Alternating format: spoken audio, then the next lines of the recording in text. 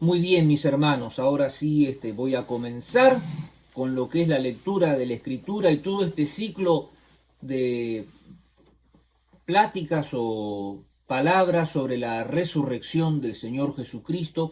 Hoy voy a estar leyendo la resurrección de acuerdo a Mateo capítulo 28. Si usted tiene su escritura ahí, voy a estar leyendo Mateo 28 y lo voy a estar haciendo desde el versículo, no vamos a leerlo todo, si bien la primera parte de la resurrección ya medio la habíamos visto, que era cuando Jesús se aparece a las mujeres, quiero ir mirando otras cosas más, otros aspectos que Dios tiene para nosotros, ¿no? En esta resurrección. Entonces estoy leyendo Mateo capítulo 28, verso 1. Dice que el domingo por la mañana temprano, cuando amanecía el nuevo día, María Magdalena y la otra María fueron a visitar a la tumba y de repente se produjo un gran terremoto, pues un ángel del Señor descendió del cielo, corrió la piedra a un lado y se sentó sobre ella. ¡Qué descripción tremenda! El ángel vino y movió la piedra como nosotros levantamos un pedazo de pan de la mesa. ¡Qué descripción tremenda! ¿No? ¡Qué autoridad de Dios que hay inclusive sobre las cosas físicas! Dice que su rostro brillaba como un relámpago, su ropa era blanca como la nieve. Los guardias temblaron de miedo cuando lo vieron y cayeron desmayados por completo. Y entonces el ángel le habló a las mujeres y le dijo: no teman, sé que buscan a Jesús, el que fue crucificado. No está aquí, dice el ángel, no ha resucitado tal como dijo que sucedería. Vengan, vean el lugar donde estaba su cuerpo y ahora vayan rápidamente, cuéntenle a sus discípulos que ha resucitado y que va delante de ustedes a Galilea, allí lo verán. Recuerden lo que les he dicho. Y las mujeres se fueron a toda prisa, estaban asustadas, pero a la vez llenas de alegría. Fíjese qué diferencia de ver todo esto, cómo lo vieron los soldados romanos y cómo lo vieron las mujeres. Pero mientras iban, en el verso 9 dice que Jesús les salió al encuentro y las saludó. Y ellas corrieron hasta él, abrazaron sus pies y lo adoraron. Y entonces Jesús les dijo: no teman, digan a mis hermanos que vayan a Galilea y allí me verán. Y mientras las mujeres estaban en camino, algunos de los guardias entraron en la ciudad y les contaron a los principales sacerdotes lo que había sucedido. Se convocó a una reunión con los ancianos y decidieron dar a los soldados un gran soborno. Les dijeron: ustedes deben decir, los discípulos de Jesús vinieron durante la noche mientras dormíamos y robaron el cuerpo. Y si llega a oídos del gobernador, nosotros los respaldaremos. Así no se meterán en problemas. Y entonces los guardias aceptaron el soborno y dijeron lo que les habían ordenado. Su historia corrió por todas partes entre los judíos y la siguen contando hasta el día de hoy. Entonces los 11 discípulos salieron hacia Galilea y se dirigieron al monte que Jesús les había indicado. Y cuando vieron a Jesús, lo adoraron. Pero algunos de ellos dudaban. Jesús se acercó y le dijo a sus discípulos: se me ha dado toda autoridad en el cielo y en la tierra. Por lo tanto, vayan y hagan discípulos de todas las naciones, bautizándolos en el nombre del Padre y del Hijo y del Espíritu Santo, y enseñen a los nuevos discípulos a obedecer todos los mandatos que les he dado. Y tengan por seguro esto, que estoy con ustedes siempre hasta el fin de los tiempos. Amén. Mateo da una descripción bastante más breve de lo que hablan los demás discípulos, especialmente Juan, sobre la resurrección de Cristo, pero él hace un recuento muy especial, y si usted no sabe, se lo explico. El Evangelio de Mateo está dirigido especialmente para el pueblo judío, así que Mateo dedica un párrafo especial a lo que es qué fue lo que pasó con los judíos en medio de este tiempo. Fíjese que en toda esta situación, este es el único evangelista. Usted sabe, Lucas tenía otro propósito, Marcos quería presentar a Marcos como el Jesús que hacía milagros, el Jesús de poder, Lucas su recuento histórico y Juan todo su ministerio en Judea y todos sus diálogos personales. Pero en cambio, aquí en Mateo vemos que su énfasis era comunicarlo principalmente a la comunidad judía. Entonces, en medio de todo esto, él hace toda una serie de observaciones especiales. La primera, la observación especial, cómo él mostró a Jesús y el efecto de la piedra removida, el efecto milagroso. Usted sabe, es un efecto terrible.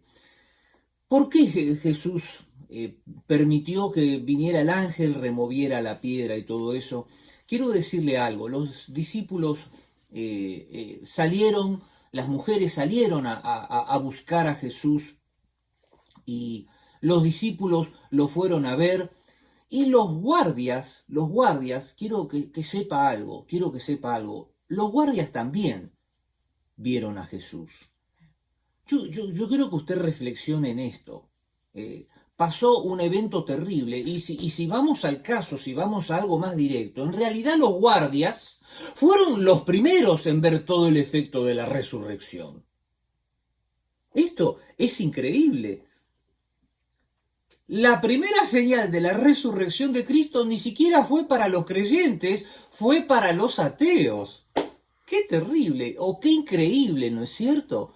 Los ateos fueron los primeros en ver ese gran milagro de la resurrección. Ahora, yo quiero que usted vea y yo quiero que usted entienda esto. Luego, después de este incidente, fueron las mujeres los primeros también en ver a Jesús, por así decirlo. El primer creyente, la primera mujer que fue María Magdalena, eso lo vimos hace unos domingos atrás. Y luego se apareció a otras mujeres, como acabamos de leer acá. Yo quiero que usted entienda esto. Fíjese este evento terrible, este evento que para nosotros es decisivo como cristianos, está siendo visto el mismo evento con dos perspectivas, con dos formas de ver las cosas totalmente diferentes, ¿no? Los romanos vieron al Cristo resucitado, como decía recién. Fíjese que ni siquiera él hizo lo que muchos pedían para creer, que era que él se bajara de la cruz. Jesús hizo algo mucho más importante que bajarse de la cruz. Jesús triunfó sobre la muerte. El enemigo más grande que puede haber sobre la humanidad, ¿sabe cuál es? No es una bomba, no es un político, es la muerte espiritual. Y por eso él no se bajó de la cruz, para mostrar que era el Mesías. Él removió la piedra humana. Él removió el obstáculo más grande que pensaban ellos que podía detener el poder de Cristo. Y no hay nada que pueda detener el poder de Cristo. Mis hermanos, yo quiero que ustedes sepan que ellos presenciaron. Acá hubo dos grupos de personas que presenciaron el evento más importante de la historia. Y fíjese cómo el mismo evento más importante de la historia fue reportado de dos formas diferentes. Usted ya sabe cómo lo reportaron las mujeres, pero en este caso, los soldados romanos, fíjese la escritura, lo que dice que fueron a reportar a los principales sacerdotes. Fueron a reportar este evento a las autoridades espirituales. Y uno dice, ¿por qué los reportaron ante las autoridades? Porque fueron esas mismas autoridades espirituales las que lo crucificaron a Jesús, las que supuestamente tenían que manejar toda esta situación, los que obviamente manejaron decidiendo su crucifixión, y ahora que estaba vivo otra vez, yo me imagino a los soldados romanos, hicieron todo lo humanamente posible para detener el poder de Cristo y no pudieron, entonces tuvieron que ir definitivamente a ver a las autoridades espirituales. ¿Qué pasa? ¿Ahora qué hacemos? Yo quiero que usted vea la solución que propusieron estas autoridades espirituales. Primero, sugirieron que estaban durmiendo. Dice que decidieron dar a los soldados primero un gran soborno. Fíjese dónde estaban paradas estas autoridades espirituales. Primero dieron plata para entregar a Jesús con Judas.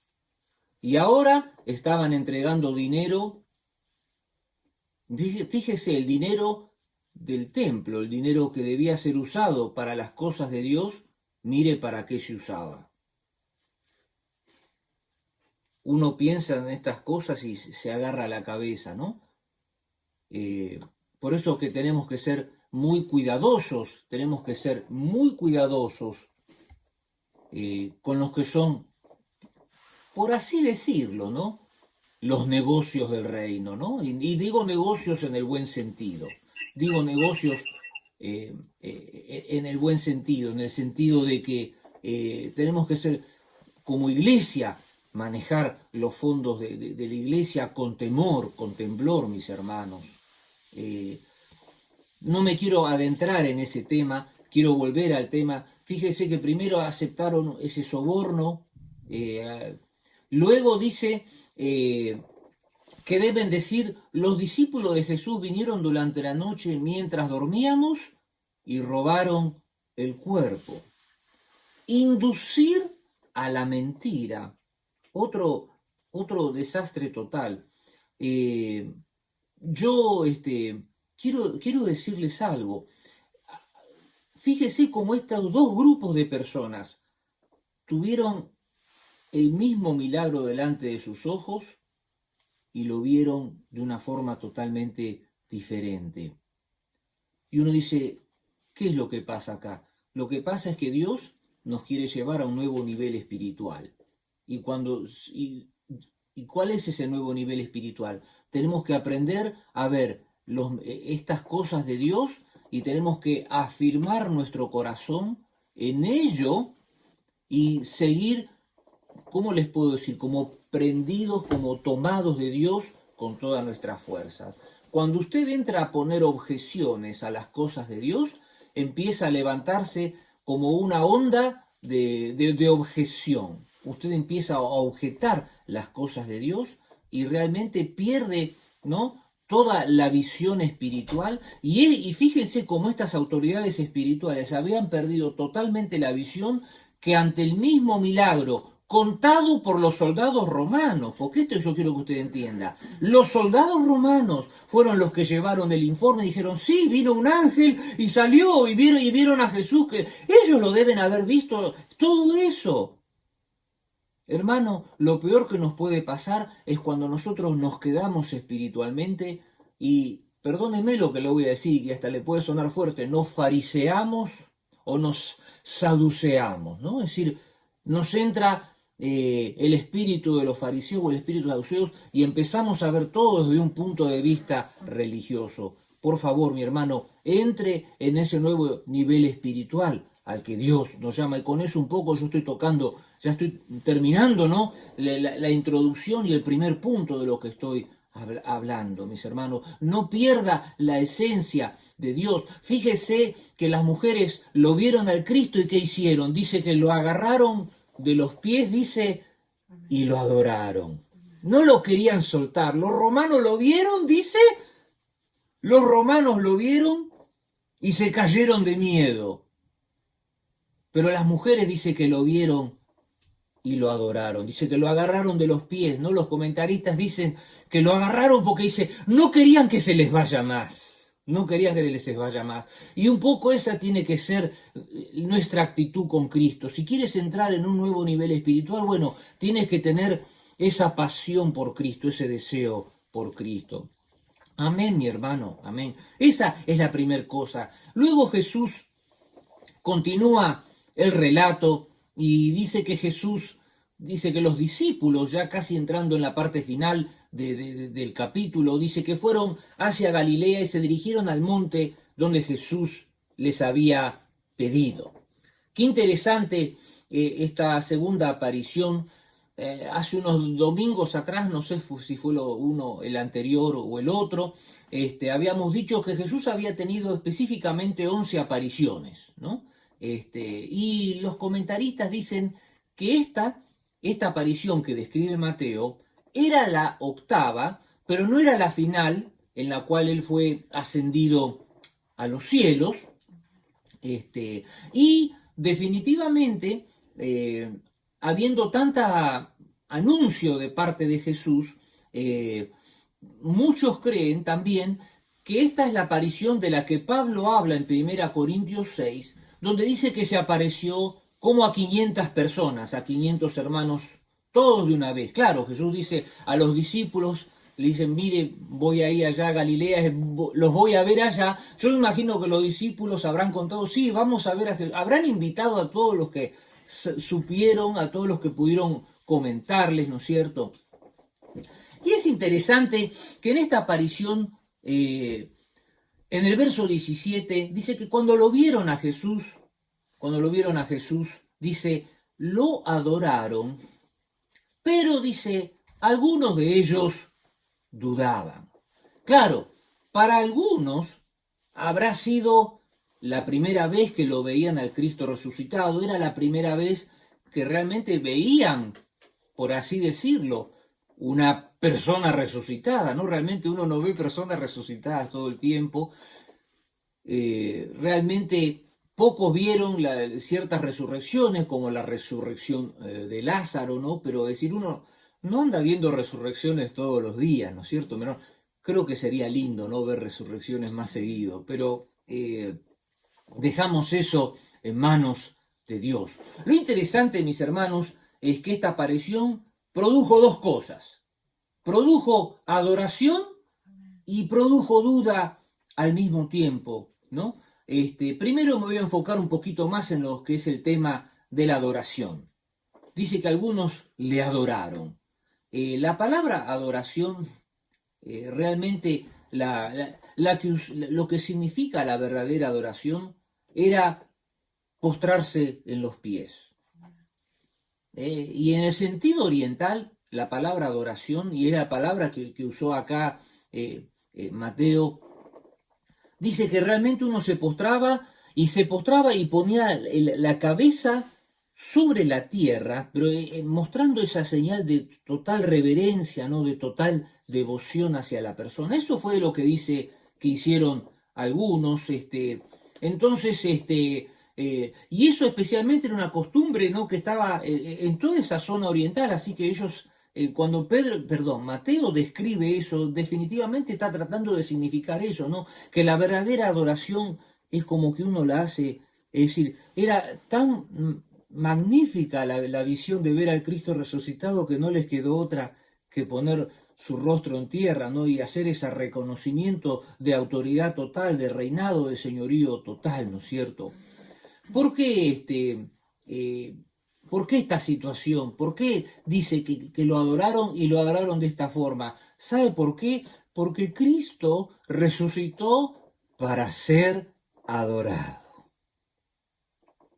Cristo resucitó para ser adorado. Y por eso Mateo lo marca así especialmente, ¿no es cierto? Por eso lo señala de esta forma tan especial. Nosotros tenemos que darle una verdadera adoración. Y la verdadera adoración, en este caso, fue una acción compulsiva. Es decir, vieron y no pudieron hacer otra cosa más que adorarlo. Pero a veces la adoración, mis hermanos, es un ejercicio espiritual. ¿Qué significa eso? Que usted a veces no va a tener ganas de hacer nada, pero va a tener que adorar a su Cristo. Por eso Mateo lo marca así, y nosotros tenemos que adorar a nuestro Cristo aunque no sintamos nada. ¿Sabe por qué? Porque Cristo está reinando en todo momento, en toda situación. Entonces, ¿cuál es la actitud de un siervo de Cristo? Y cuando me refiero a siervo, no me refiero a una persona en autoridad, me refiero a un esclavo espiritual, porque realmente nosotros somos como esclavos espirituales. Es que cada vez que te presentas ante tu superior, tienes que humillarte delante de tu Dios. Es interesante que también, junto con eso, habla de la palabra duda.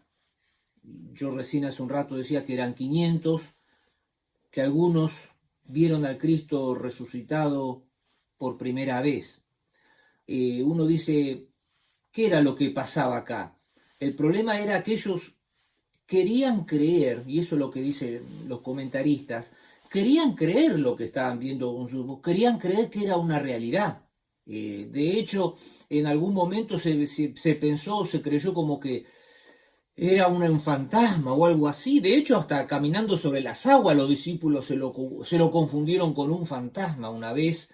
Y ahora quizás estaba pasando esa misma cosa. ¿Cómo puede ser, no es cierto? El problema era que realmente Jesús, escúcheme bien, Jesús produjo un shock espiritual en medio de esos 500, ¿no es cierto? Jesús provocó un shock espiritual, y quiero decirte algo, en el día de hoy Jesús tiene que provocar shocks espirituales. Y uno dice, ¿cómo es eso? Todavía Dios tiene que sacudirme, todavía yo tengo que tener encuentros con Dios en los que Dios sacuda mi modorra espiritual, me sacuda de mis situaciones, me sacuda de mi pesadez de vida, me sacuda de mi rutina y provoque algo que realmente me produzca un shock, algo que me reanime, algo que realmente me despierte espiritualmente. Y ese es un ejercicio personal, mis hermanos. Quiero redondear esto porque fíjense que ellos estaban viendo al Cristo resucitado, pero no podían creerlo todavía. ¿Usted conoce esa famosa frase de ver para creer? Creo que es la que queremos todos, ¿no es cierto? Bueno, aquí tengo una mala noticia, o mejor dicho, tengo una buena. Para algunos puede ser mala, pero para otros es buena. A veces el ver puede ayudar a que tú creas. A veces el ver puede ayudar pero en el reino de Dios, los hijos de Dios nos manejamos de una forma diferente. ¿Sabe lo que le dijo Jesús a Marta cuando le dijo, Señor Jesús, si hubieras venido antes, mi hermano Lázaro no hubiera muerto? ¿Sabe lo que le dijo Jesús? ¿No te he dicho que si creyeres verás la gloria de Dios? Es lo opuesto. Nosotros queremos ver para creer, pero Jesús quiere que tú creas para que entonces veas. Es tremendo este pasaje, es tremenda esta idea. Nosotros, ¿sabe lo que pasa? Nos quedamos con... Somos Tomases nosotros. Recuerda Tomás que decía que a menos que yo no meta mis dedos en sus manos y mi mano en su costado, dice, yo no voy a creer. Nosotros queremos ver las grandes señales para poder creer, pero Dios quiere que tú creas para que puedas ver las grandes señales de Dios. Por eso Juan, describiendo el pasaje, ¿qué le dijo a Tomás? Bienaventurados los que no ven y creen. Amén, mi hermano, amén. Es tremendo esto. Ver para creer es totalmente lo opuesto de lo que Dios demanda. Él quiere que creamos para que podamos ver las grandes cosas de Dios. Un poco este es el segundo punto, ¿no? Creer para ver. Amén. Puedes decir amén, querer para ver. Y finalmente, quiero ir redondeando con la parte final, ¿no? En medio de esta dicotomía de ver y de dudar. Más que de ver, de adorar, porque había algunos que estaban adorando y otros que estaban dudando, estaban ahí, ¿no es cierto? En medio de todo eso, es como que Jesús obviamente se dio cuenta, tuvo discernimiento, y obviamente él tiene un perfecto discernimiento, ¿no? De todo lo que estaba pasando. Dice que se acercó, se acercó. Quiero decirle algo, ¿eh? Entre Dios y los hombres, siempre la iniciativa ha sido de Dios. No le quepa la menor duda. Siempre la iniciativa ha sido de Dios. Y lo primero que les dice, se me ha dado toda autoridad en el cielo y la tierra. Es decir, Jesús ahora estaba entrando en una nueva esfera espiritual, donde ya la autoridad de él es total, completa, y no es que antes no la tenía, pero ahora había vencido la muerte. Entonces comienza un nuevo ciclo espiritual, y entonces empieza a decir cuál es la posición de él en la tierra y cuál es la posición nuestra en la tierra, ¿no? Entonces él dice que él recibió toda autoridad, es decir, él que recibió todo poder, toda habilidad, toda facultad, toda energía, toda potestad, toda libertad, todo dominio, todo privilegio, todo es de él, todo. No solo sobre las cosas espirituales, sino aún sobre las cosas físicas. Por eso él removió la piedra. La piedra era el esfuerzo humano más grande que se haya levantado para apagar la fe. Y no pudieron. No se pudo, ¿no? No se puede detener la fe con esfuerzo humano, ¿no? Se van a levantar cualquier tipo, pero el esfuerzo humano más grande que se ha levantado sobre la faz de la tierra es querer sellar esa piedra y hasta poner hombres a custodiar, ¿no? A ver que nadie toque eso, ¿no? Y no funciona. Esa no es la parte espiritual, ¿no es cierto?, que va a funcionar. No funcionan los planes de los hombres. Ahora, ¿qué pasa, mis hermanos?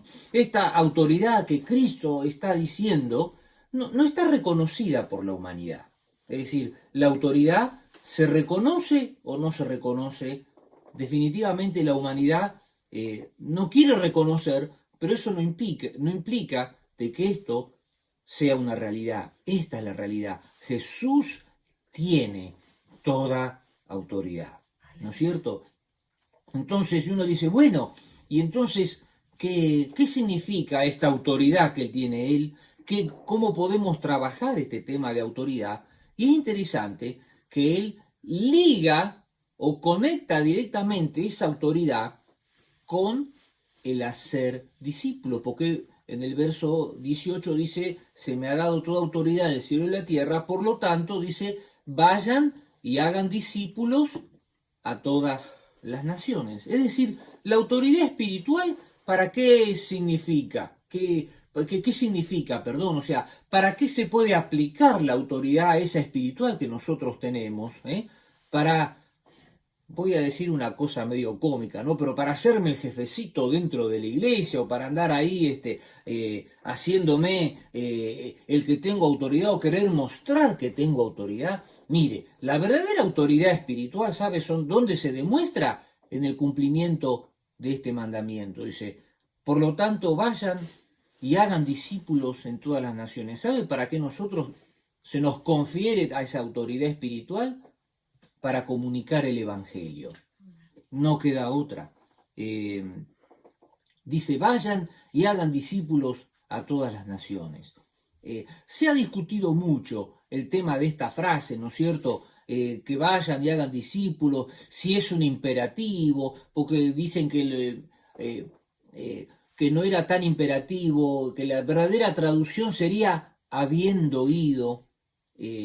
hagan discípulos, no debería haberse traducido ir o vayan y hagan discípulos. La verdadera traducción al español dice, por lo tanto, habiendo ido, hagan discípulos a todas las naciones. Y este habiendo ido, en realidad, es fundamental. Lo que está queriendo decir, si realmente hubieran traducido el habiendo ido, que sería la traducción más correcta, es que en esencia, desde el momento que uno comprende que es un discípulo, ¿sabe lo que hace? Automáticamente empieza a trabajar haciendo otros discípulos. No necesita de esa orden, ¿no? Yo sé que lo han traducido, pero la verdadera, la realidad, el verdadero pensamiento es que si se hubiera traducido, ¿no? Por lo tanto, habiendo ido, hagan discípulos a todas las naciones, es como una actitud innata, así cuando un cuerpo humano con vida respira, una persona que es un discípulo automáticamente trabaja en hacer discípulos. Esa es lo que nos quiere decir Cristo, ¿no? Dice, bautizándolos en el nombre del Padre, del Hijo y del Espíritu Santo. Definitivamente hay una señal que tiene que marcar a la persona que es un discípulo de Cristo, y es que es bautizado. El bautismo, y eso yo creo que todos ustedes lo saben, estoy de acuerdo, es la señal externa de lo que pasó adentro mío, ¿no? Que yo he decidido vivir con Cristo, que Juan se murió y resucitó, un nuevo Juan, y entonces ese bautismo un poco muestra cómo el Juan es enterrado, el viejo Juan, y el Juan que sale de las aguas es un nuevo Juan que camina y vive para honrar al Señor, con su vida para Dios. Entonces el tema del bautismo esencialmente es eso, bautizándolos en el nombre del Padre, del Hijo y del Espíritu Santo. Quiero ser bien claro en esto, nosotros bautizamos en nombre de la Trinidad, que acá está en la Escritura. Para aquellos que dicen que la Trinidad no está en la Escritura, si hay alguien más enfático que quiere implicar la Escritura, creo que es Jesucristo, ¿no? Al decir esto de esta forma, por eso aclaro este tema, y lo aclaro porque muchas personas hablan de que hay que bautizar solo en el nombre de Jesús, porque Pedro habla ahí en Hechos 2:41 que hay que bautizar en el nombre de Jesús, y realmente no es que Pedro estaba queriendo cambiar la forma o cómo se practicaba el bautismo, si había que hacerlo solo en el nombre de Jesús. Simplemente la pregunta de Pedro apuntaba a que diferenciarlo del bautismo de Juan. Entonces, una cosa era ser bautizado con el bautismo de Juan y otro era el bautismo de Jesús. Entonces, verdaderamente, les digo porque hay grupos cristianos que bautizan solo en el nombre de Jesús, y perdónenme, si usted va a una de esas iglesias y se enteran que usted ha sido bautizado por la Trinidad, lo vuelven a bautizar. Perdóneme, quiero ser muy claro con esto. Acá el que está instruyendo y mandándonos a bautizar es el Señor Jesucristo. Y si el Señor Jesucristo mismo dice que hay que bautizar en el nombre del Padre, del Hijo y del Espíritu Santo, por favor no demos más vuelta, porque si no estamos creando nuestra propia religión. Nosotros, la característica nuestra es que nosotros tenemos este libro sagrado, que es la Escritura, que la tengo acá, y nosotros los cristianos nos caracterizamos, ¿no?, por trabajar este libro. Yo la tengo ahí con un montón de marquitas, versos que me gustan, los dejo, los vuelvo a releer, ¿no es cierto? Entonces el secreto del cristianismo es cuán fieles somos a las enseñanzas de este libro, ¿no es cierto? Entonces, la fidelidad se marca en esto, en bautizar a la gente en el nombre del Padre, del Hijo y del Espíritu Santo. Y finalmente, la parte más difícil, pero no menos hermosa. ¿Cuál es? Enseñar a los nuevos discípulos a obedecer todos los mandatos que les he dado. Es decir, enseñar los mandamientos. Lo que muchas iglesias comúnmente se llama como el discipulado. El discipulado. Entonces, ¿Qué es el discipulado? Es entrenar a la gente, es llevarle a la gente a Cristo, es enseñarle las cosas de Cristo, enseñarle la Escritura, enseñarle que la Biblia no tiene 66 libros, que hay un Antiguo, que hay un Nuevo Testamento, enseñarle, ¿no?, cómo guardar las cosas, cómo guardar todos los mandamientos de Dios, ¿no?, cómo practicar, ¿no?, la fe. Y para eso, mis hermanos, para eso se requiere no menos que un 100% no menos así, le digo, no menos que un 100% de honestidad. No funciona, y usted lo sabe muy bien, el 99% de honestidad. Uno necesita un 100% de honestidad, porque si no, si usted no tiene el 100% de honestidad, no está cumpliendo con lo que dice este libro, y ahí es donde comienzan los problemas, comienzan las contradicciones, comienzan las situaciones difíciles. Por eso que es difícil enseñarle a otros. ¿Sabe por qué es muy difícil, mis hermanos? Porque uno es el ejemplo, uno tiene que mostrar a Cristo con lo que hace, con lo que vive, cómo reacciona. Tiene que mostrar a Cristo. Entonces, esa es la parte más difícil, pero a la vez es la parte más hermosa. No hay nada más hermoso que así como uno tiene un hijo y se produce esa alegría de una nueva vida, tenemos que empezar a alumbrar hijos espirituales. Y eso es lo que Cristo está queriendo decir con hacer nuevos discípulos. Tenemos que alumbrar, dar a luz hijos espirituales. La vida del discípulo es hacer discípulos. La vida del discípulo es hacer discípulo. Entonces, ¿para qué tenemos esa autoridad espiritual, mis hermanos? Para ejercerla, para hablar, para bendecir, para ayudar. Y finalmente Jesús termina, y yo también termino, ¿no?, con esta frase: tengan por seguro con esto, que estoy con ustedes siempre. La versión anterior decía todos los días, es decir, Dios está conmigo hoy, Dios está conmigo mañana, Dios va a estar conmigo el martes, Dios va a estar conmigo el miércoles, Dios va a estar conmigo el jueves. Dice que va a estar con nosotros siempre. Y acá dice hasta el fin de los tiempos. Y me gusta esa traducción, hasta el fin de los tiempos, porque en realidad lo que Jesús estaba tratando de decir es que hay un ciclo de vida sobre la tierra que se va a acabar. Y no me refiero a la muerte cuando yo llegue a los 80, a los 70 o a los 80. Hay un momento que se va a acabar el tiempo de la raza humana sobre la tierra, así como la conocemos. Bueno, hasta ese momento Dios, Jesús, va a estar con nosotros. Amén. Podemos decir amén, mis hermanos. Podemos decir amén. Señor, gracias. Gracias por esta palabra. Gracias, Señor Dios, porque tu palabra es alimento para nuestras vidas. Señor Dios, queremos vivir, Señor, esta resurrección de Cristo. Queremos disfrutar esta resurrección de Cristo, porque para eso has resucitado, para que nosotros, Señor, también disfrutemos esa resurrección de Cristo.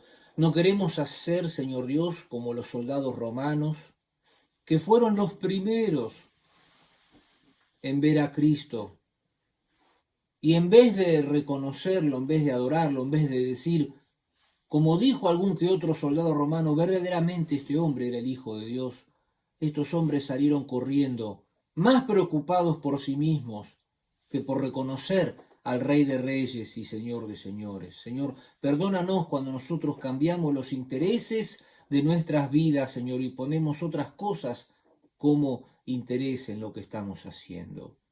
Por eso, Señor Jesús, yo someto mi voluntad a ti, Señor, someto todo lo que soy, todo lo que tengo, lo pongo bajo tus pies y cómo los discípulos, Señor, te vamos a adorar, te adoramos a ti, Señor Dios. Nos rendimos delante de ti, Señor Dios, porque tú has venido a esta tierra para ser adorado, Señor Dios.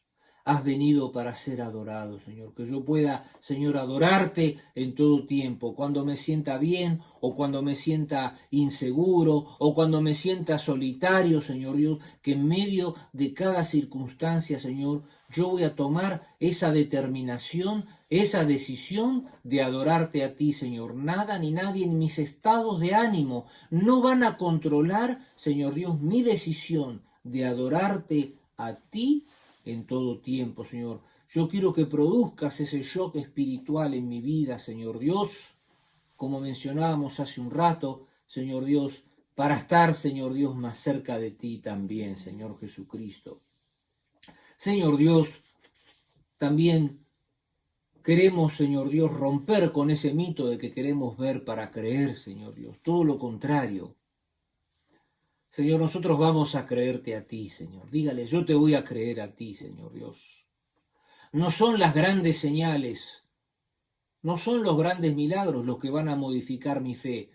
Es mi decisión irrenunciable de seguir a Cristo. Señor Dios, yo voy a creer, Señor Dios, para ver. Repetimos ese verso que le dijo Jesús a Marta, no te he dicho que si creyeres verás la gloria de Dios. Aleluya, Señor Dios. Queremos creer y verte a ti, Señor Dios. Y finalmente, Señor Dios, ayúdanos a transmitir estas verdades, Señor, con autoridad, con autoridad espiritual, Señor Dios. Con esa decisión, Señor, de saber que Cristo nos está respaldando con cada palabra que nosotros decimos, Señor Dios. Nosotros estamos, Señor Dios, los apóstoles hablaban con esa autoridad, con esa convicción, porque ellos sabían que Cristo era su autoridad, Señor Dios. No tenían vergüenza, no tenían temor, ni aunque sea ante las amenazas, Señor, se rendían. Al contrario, la Biblia dice que cuando en Hechos 7, y en 6, cuando hubo la primera persecución, dice que se escapaban pero hablaban de Dios. Se escapaban pero hablaban de Dios. ¿Por qué? Porque tenían toda autoridad para hablar de Dios. Ni la persecución les evitaba de hablar de Dios, Señor. Que nosotros podamos vivir, Señor Dios, con esa claridad, con esa seguridad, con ese convencimiento que cada vez que hablamos, Señor, lo estamos hablando con autoridad tuya, no porque nosotros pensamos que es mejor para el otro, nosotros estamos hablando porque es un convencimiento, Señor, total de que tú eres la salvación para este mundo, la salvación para este mundo perdido, la salvación para mi prójimo. Señor Dios, por eso, en esta mañana, Señor, te reconocemos como nuestra autoridad, Señor Dios. Reconocemos que tú tienes toda autoridad en el cielo y en la tierra, Señor Dios. Y nosotros vamos a ejercer esa autoridad haciendo discípulos, bautizándolos en el nombre del Padre, del Hijo y del Espíritu Santo. Señor Dios, y vamos a confiar en ti porque tú todos los días, vas a estar con nosotros siempre, Señor. Gracias, Señor Dios. Gracias por tu palabra.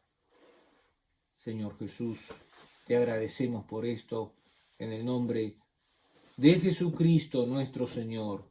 Amén y amén.